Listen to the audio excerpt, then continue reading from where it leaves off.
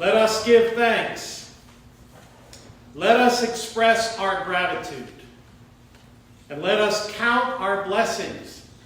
We are beginning our sermon series, ThanksGivings, and this is part 1. So I'm curious what you are grateful for today. What are you counting your blessings for? What are you grateful to God for? So it is important for us to express our thanksgiving, and that we are encouraged to do so as often as we can, and that we are able to enter into this time of being grateful because God has given us so much. And that we know that the greatest commandment is what? And what was one of the ways in which I encouraged you to remember it? Who remembers? Nobody. Love the Lord thy God with all thy heart, mind, and soul. Love your neighbor as equally as you love yourself. So let's shake off the dust and the coldness.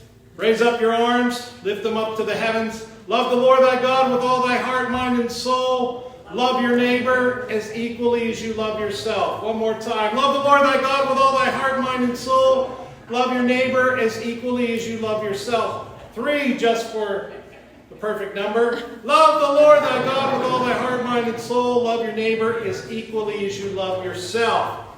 Wow, I'm grateful that Presbyterians do that with me. It's a great exercise. It's a good stretch. It's a good way to get rid of any funkiness that you may have. So we are encouraged, number 1, to be grateful. And that number 2, sometimes we have to work through our struggling to be grateful. And then number 3, we are to work at acting grateful. And there's a famous quote by Ralph Waldo Emerson that goes, "Cultivate the habit of being grateful for every good thing that comes to you. Give thanks continuously." So we are called to love God in expressing our thanksgivings. That this is one of the ways that God wants us to love Him, and also how to love one another.